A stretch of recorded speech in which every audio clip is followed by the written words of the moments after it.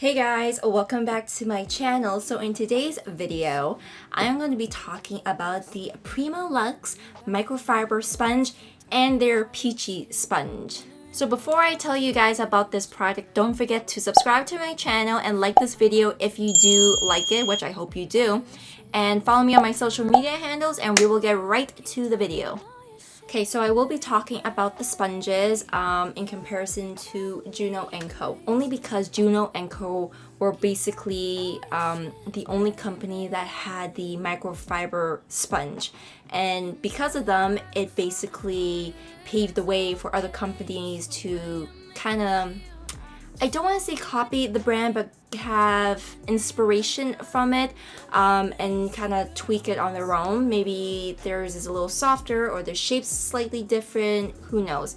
But basically Juno & Co. started off and it just like grew from there. So the brand that I will be talking about is the Primalux Beauty. Now, I first tried the Juno & Co. sponge when it first came out with that kind of like half moon shape and had the round bottom. Now I did a face off between Juno & Co. and the super sponge. I will put a card in the video somewhere around here. But basically I wasn't a fan of that specific shape of the sponge, and I wanted more of this shape. But what I liked was the flat surface and the other side of the sponge was rounded. It's like the egg shape, like the Beauty Blender, and that's what I really liked.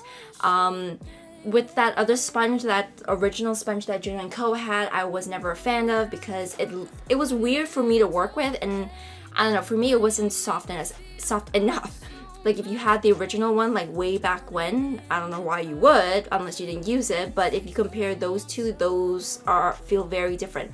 I don't know about the blue ones now from Juno & Co. because they still have that, I believe, and they have this shape as well as like their iconic blue. I wanted the rose one, so that's why I got this. Now with the Primalux, they also have a flat facing as well as the Juno & Co. The only difference with this one is that it has actually like a round butt. The Juno & Co. does not. It's completely flat.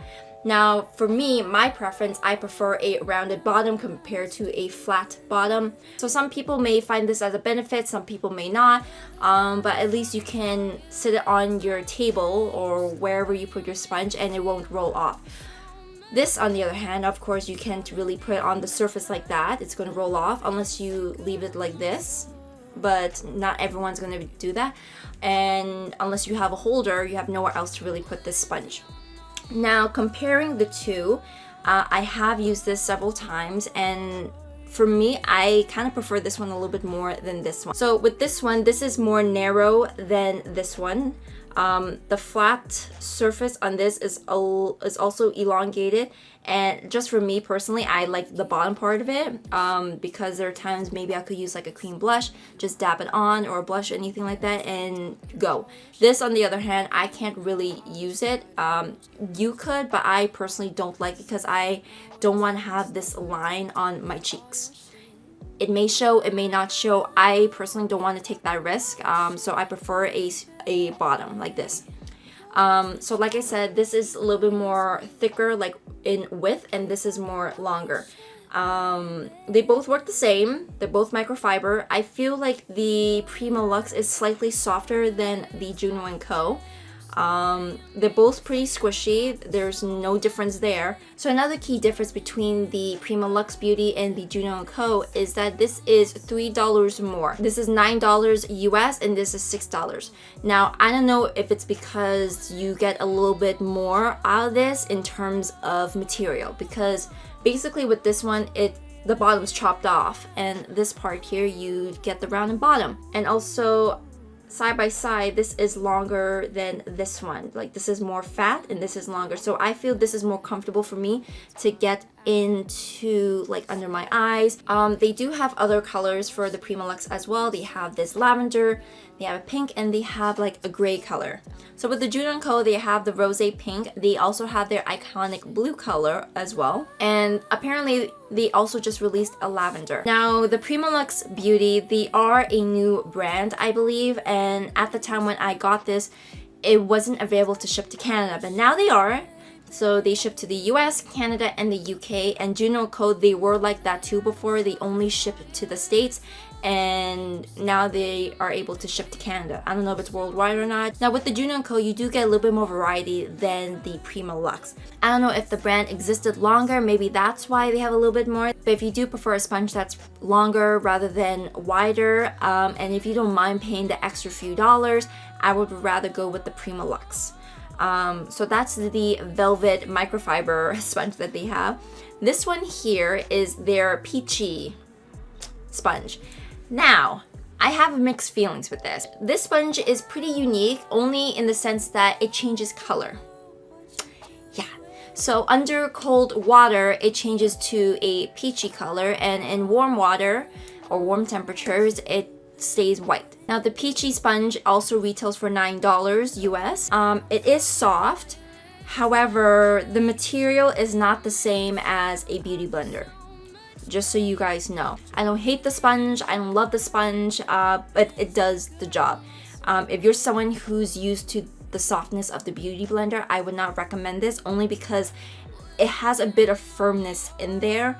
And the material is not like the beauty blender. So if you're a die-hard beauty blender fan, I wouldn't recommend this for you.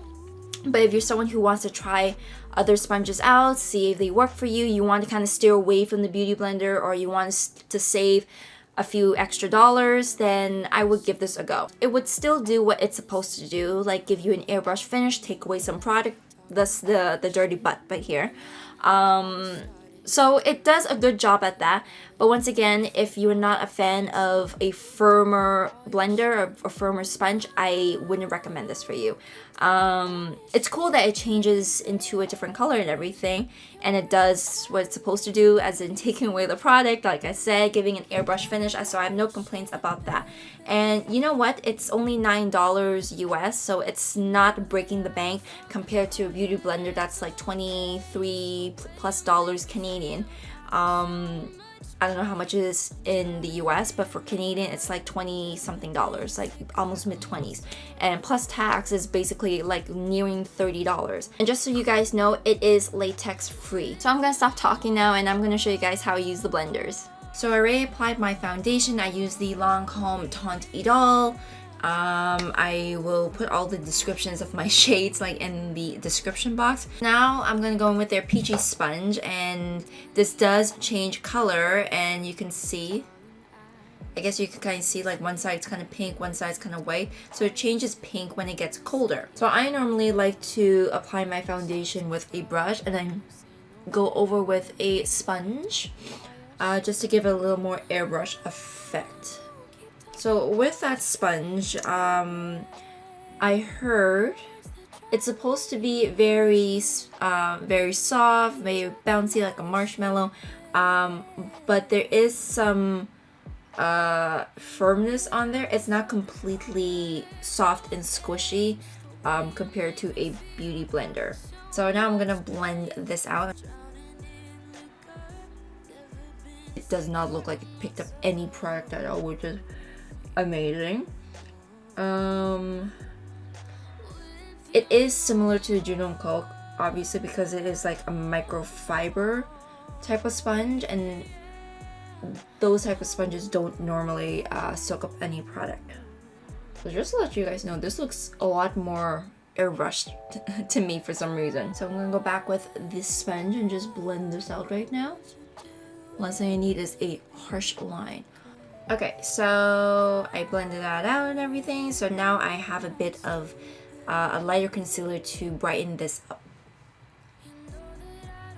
Anyways, how's everyone doing? I hope you guys are enjoying my recent videos lately with the new camera, the microphone, and all that good stuff. It's not with my camera phone anymore. I know that was kind of torture. I do apologize, but I will be giving you guys better videos from now on. I have my Chanel powder ready. I'm just gonna smooth out the creasage, because we don't want to bake with the creases.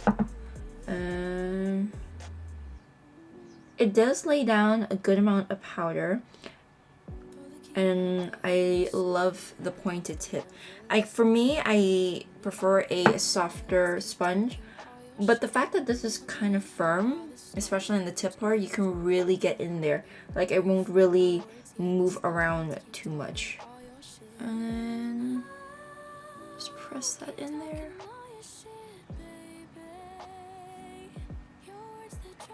Yeah, guys, this is actually really nice. It's really good. I think I put too much powder on this side, to be quite honest. I don't know, I got powder happy. Yikes. It's not picking up anything so far. So I really like the sponge, despite it being a little bit firmer than what I usually like, but it's not bad. It's pretty good. And even with the microfiber sponge, it blends out really great. Like the concealer and everything, you can see that it's just seamless, it's blended. So right now the powder is just soaking into my skin and it looks really nice. So I'm just gonna do the rest of my face and I'll see you guys in the next clip. So that is all for today's video. I hope you guys liked it. If you have any recommendations of what you want me to review, or just want to talk, or you know, just anything you want me to do next. If you guys want me to do more of tutorial type videos, just let me know in the comments. Even say hi or whatever, and just let me know down in the comments below. I like to engage with you guys, and every time I see a comment pop up in my email, it gives me so much joy. But anyways, I hope to see you guys soon. Bye.